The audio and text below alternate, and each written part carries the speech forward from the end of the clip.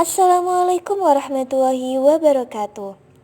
Kami dari kelompok 1 yang beranggotakan Nia Uzlifatun Nikmah, Irani Putri Damayanti, Rizky Ailulia, Syifa Fauzia, dan Linda Febrianingrum akan menjelaskan materi tentang teori psikoanalisa menurut Freud dan perannya terhadap perkembangan.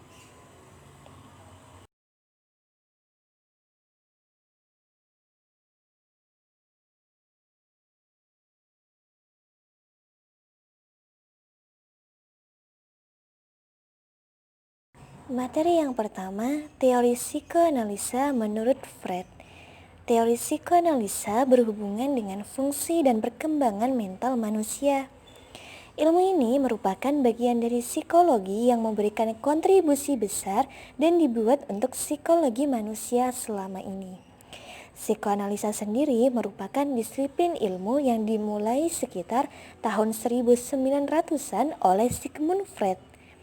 Pada waktu itu, di tengah-tengah psikologi yang memprioritaskan penelitian atas kesadaran dan memandang kesadaran sebagai aspek utama dari kehidupan mental, Sigmund Freud mengemukakan gagasan bahwa kesadaran itu hanyalah bagian kecil saja. Sedangkan bagian terbesarnya justru ketasadaran atau alam tak sadar. Sehingga dapat dikatakan bahwa kehidupan manusia dikuasai oleh alam ketidaksadaran dan berbagai kelainan tingkah laku dapat disebabkan karena faktor-faktor yang terpendam dalam alam ketidaksadaran. Berdasarkan teori yang telah dikemukakan, maka dalam psikoanalisa dikenal adanya 3 aspek. Yang pertama, psikoanalisa sebagai teori kepribadian, psikoanalisa sebagai teknik evaluasi kepribadian, dan psikoanalisa sebagai teknik terapi atau penyembuhan. Untuk psikoanalisa sebagai teori kepribadian, dijelaskan tentang struktur kepribadian. Struktur kepribadian ini terdiri dari id, ego, dan superego. Dan juga dijelaskan tentang dinamika kepribadian. Bagi Freud, manusia termotivasi untuk mencari kenikmatan dan mereduksi tegangan serta kecemasan. Motivasi disebabkan oleh energi-energi fisik yang berasal dari insting-insting. Untuk psikoanalisa sebagai teknik evaluasi kepribadian, dalam usaha untuk menilai dan mengevaluasi kepribadian seseorang, psikoanalisa menggunakan teknik menganalisa dengan mengeluarkan faktor-faktor yang ada dalam alam bawah sadar seseorang. Dan untuk psikoanalisa sebagai teknik terapi, psikoanalisa di samping sebagai teori kepribadian dan teknik evaluasi kepribadian, psikoanalisa juga dikenal sebagai terapi, yaitu teknik untuk menyembuhkan penyakit-penyakit kejiwaan tertentu. Prinsip yang dipakai dalam teknik terapi menurut psikoanalisa adalah mencari dulu faktor-faktor yang menyebabkan neurosa itu melalui teknik-teknik kepribadian.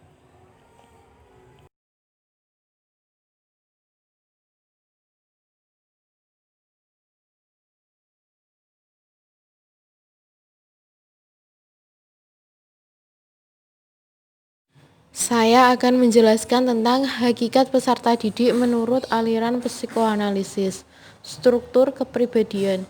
Menurut Freud, kehidupan jiwa memiliki 3 tingkat kesadaran, yaitu sadar atau konsius, prasadar atau prekonsius, dan tak sadar atau unkonsius.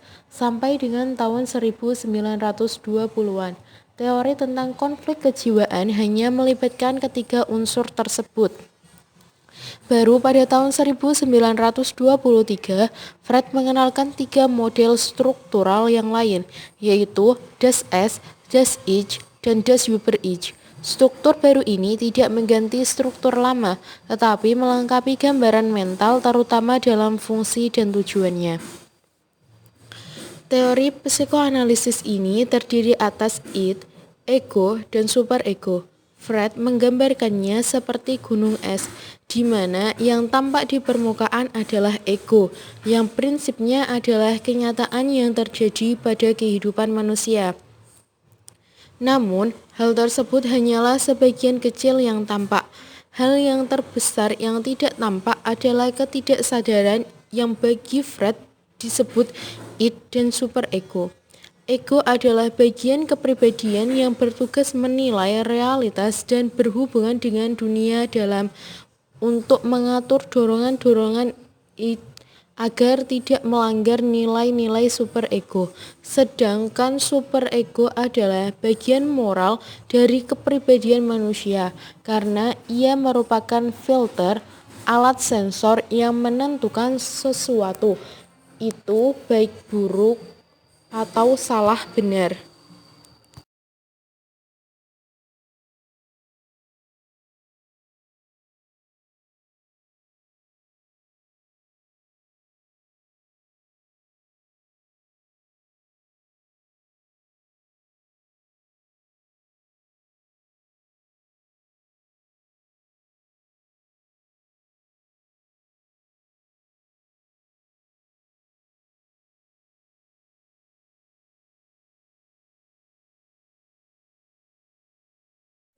Selanjutnya adalah mekanisme dan tahap perkembangan.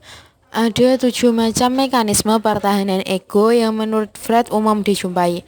Yang pertama adalah represi, yaitu mekanisme yang dilakukan ego untuk meredakan kecemasan dengan cara menekan dorongan-dorongan yang menjadi penyebab kecemasan tersebut ke dalam ketidaksadaran.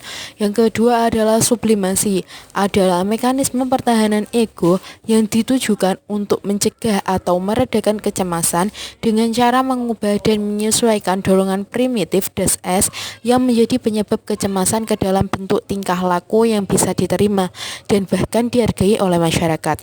Yang ketiga adalah proyeksi.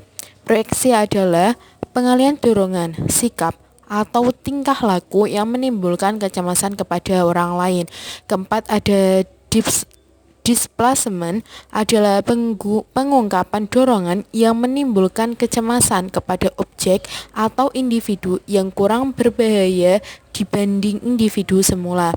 Kelima ada rasionalisasi, menunjukkan kepada upaya individu memutarbalikkan kenyataan. Dalam hal ini, kenyataan yang mengancam ego melalui dalih tertentu yang seakan-akan masuk akal. Rasionalisasi sering dibedakan menjadi dua, yaitu Sauerkraut Technique dan Sweet Orange Technique. Yang keenam ada pembentukan reaksi, adalah upaya mengatasi kecemasan karena individu memiliki dorongan yang bertentangan dengan norma dengan cara berbuat sebaliknya. Yang ketujuh ada regresi, yakni upaya mengatasi kecemasan dengan bertingkah laku yang tidak sesuai dengan tingkat perkembangannya. Kemudian ada tahap-tahap perkembangan. Ada 5 fase perkembangan kepribadian, yaitu sebagai berikut. Yang pertama fase oral, adalah 0 sampai dengan 18 bulan. Bagian tubuh yang sensitif terhadap rangsangan adalah mulut. Yang kedua fase anal, kira-kira usia 18 bulan sampai 3 tahun. Pada fase ini, bagian tubuh yang sensitif adalah anus. Ketiga ada fase valis, kira-kira usia 3 sampai 6 tahun. Bagian tubuh yang sensitif pada fase valis ini adalah alat kelamin. Yang keempat ada fase laten, kira-kira pada usia 6 tahun sampai pubertas. Pada fase ini, dorongan seks cenderung bersifat laten atau tertekan. Yang kelima ada fase genital. Fase ini terjadi sejak individu memasuki pubertas dan selanjutnya. Pada masa ini, individu telah mengalami kematangan pada organ reproduksi.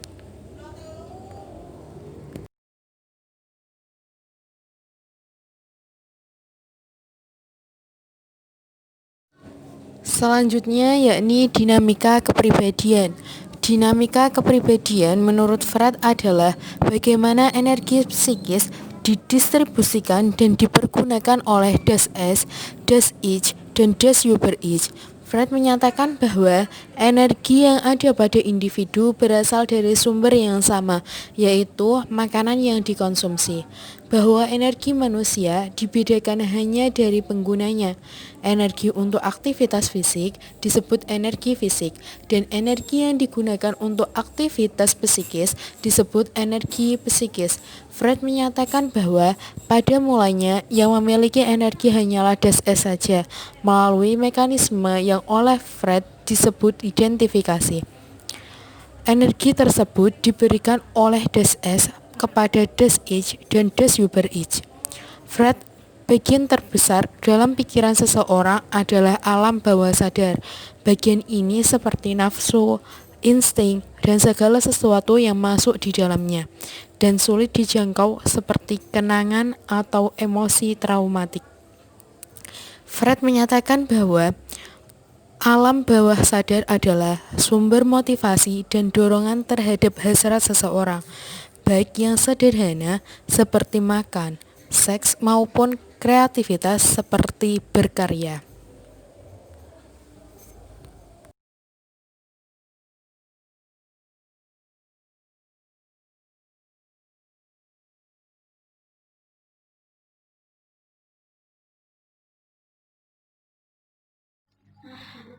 Tujuan pendidikan dan proses pendidikan menurut psikoanalisis. Psikoanalisis adalah menunjukkan kepada semua tindakan yang diterapkan oleh orang dewasa, ahli atau non-pakar, bahkan guru dan orang tua, untuk membentuk dan mempengaruhi perilaku anak atau peserta didik yang sedang tumbuh dengan cara yang diinginkan. Jadi, peran guru dan orang tua sangat penting untuk menumbuhkan mental beserta karakter anak. Keterkaitan psikoanalisis dengan pendidikan karakter adalah melakukan penguatan pada ranah alam bawah sadar dengan melakukan optimalisasi superego dan dengan terus-menerus ditingkatkan dalam proses pembelajaran. Jadi, keterkaitan psikoanalisa ini dengan pendidikan sangat berhubungan sekali, dan psikoanalisis ini menunjukkan bahwa optimalisasi superego dengan terus-menerus dapat menunjukkan atau dapat meningkatkan perkembangan peserta didik dalam meningkatkan mentalnya. Tujuan pendidikan yang dinyatakan berdasarkan analisis psikoanalisis adalah memberi tuntutan bagi pendidik.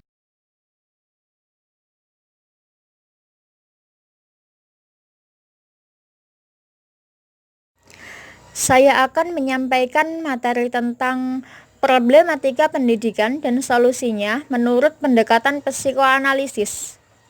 Belajar merupakan kegiatan yang berproses dan unsur yang sangat penting dalam penyelenggaraan setiap jenis dan jenjang pendidikan. Ini berarti berhasil atau gagalnya pencapaian tujuan pendidikan sangat bergantung pada proses belajar yang dialami peserta didik, baik ketika berada di sekolah maupun lingkungan rumah atau keluarganya sendiri. Oleh karenanya, diperlukan pemahaman yang benar mengenai arti belajar dengan segala aspek bentuk dan manifestasinya mutlak diperlukan oleh para pendidik, khususnya para guru. Berhubungan dengan kendala-kendala dalam kegiatan belajar anak didik, seorang pendidik dapat mengukur dari 3 aspek, yaitu yang pertama, perkembangan motor atau motor development, yakni proses perkembangan yang progresif dan berhubungan dengan perolehan aneka ragam keterampilan fisik anak. Yang kedua, perkembangan kognitif atau cognitive development, yakni perkembangan fungsi intelektual atau proses perkembangan kemampuan atau kecerdasan otak.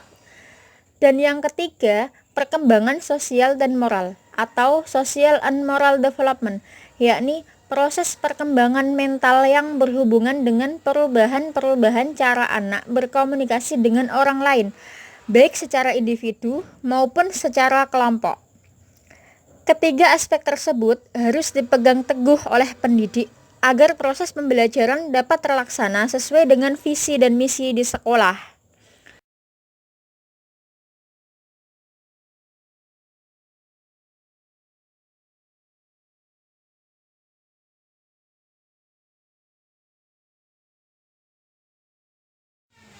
Sebagai pendidik, sudah seharusnya melatih peserta didik agar memiliki sikap untuk disiplin, rajin, semangat dalam belajar, memiliki rasa percaya diri, berani, dan untuk hal-hal yang positif. Masalah atau problem yang dapat diobati dengan psikoanalisis meliputi fobia, konversi, kompulsi, obsesi, kecemasan, serangan, depresi, dan berbagai masalah karakter lainnya. Misalnya juga rasa malu yang berlebihan, kekejaman, kejengkelan, emosi yang berlebihan, dan cerewet yang berlebihan. Peran penting dari diagnosis dan perbaikan belajar dapat dikemukakan sebagai berikut. Yang pertama, diagnosis dan perbaikan belajar dapat membantu peserta didik untuk berkembang sesuai dengan kemampuannya. Yang kedua, dapat membuat guru lebih mengenal murid atau peserta didik dan dapat membuat guru untuk lebih memvariasikan kegiatan belajar mengajar. Dan yang ketiga, program diagnosis dan perbaikan belajar akan sangat berperan penting dalam meningkatkan proses belajar.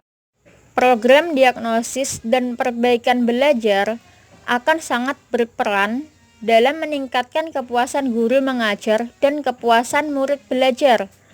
Murid yang belajar dengan kondisi yang memungkinkan, dia maju sesuai dengan kecepatannya, akan merasa memiliki suatu kemampuan karena dia dapat menguasai apa yang dipelajarinya.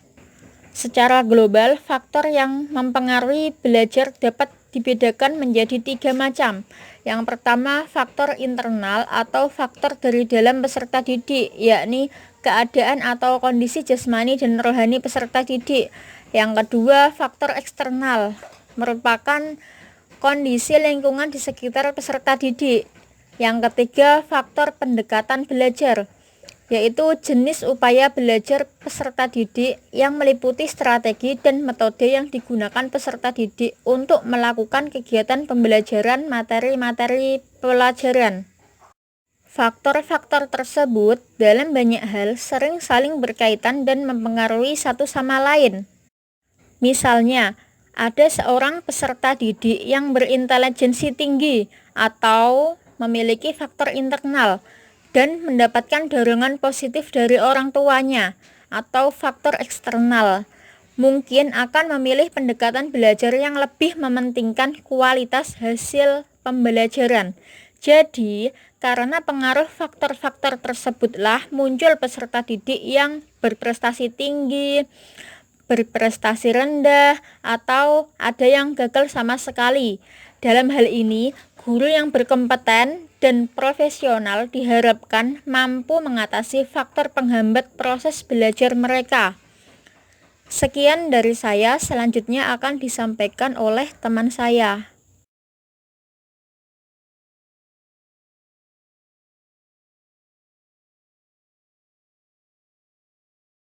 Akan menjelaskan tentang implikasi teori psikoanalisis dalam pendidikan.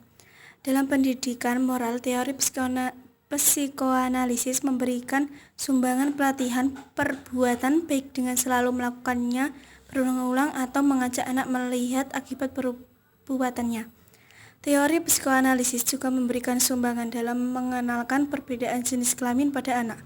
Orang tua dapat mengenalkan kepada anak tata cara pergaulan antar jenis kelamin sejak usia dini. Anak laki-laki dan anak perempuan berbeda secara fisik. Oleh karena itu, mereka harus diberikan pendidikan yang dapat mengembangkan potensi-potensi unik berdasarkan jenis kelaminnya. Di samping itu, para orang tua dapat membimbing anak untuk berinteraksi dengan lawan jenisnya tanpa bersikap bermusuhan. Orang tua atau guru dapat mengajarkan kepada anak untuk berteman dengan anak-anak yang berbeda jenis kelamin karena perbedaan sikap. Anak laki-laki memandang anak perempuan cengeng dan anak laki-laki suka mengganggu. Para guru dan orang tua dapat menjelaskan bahwa pandangan tersebut tidak selamanya benar.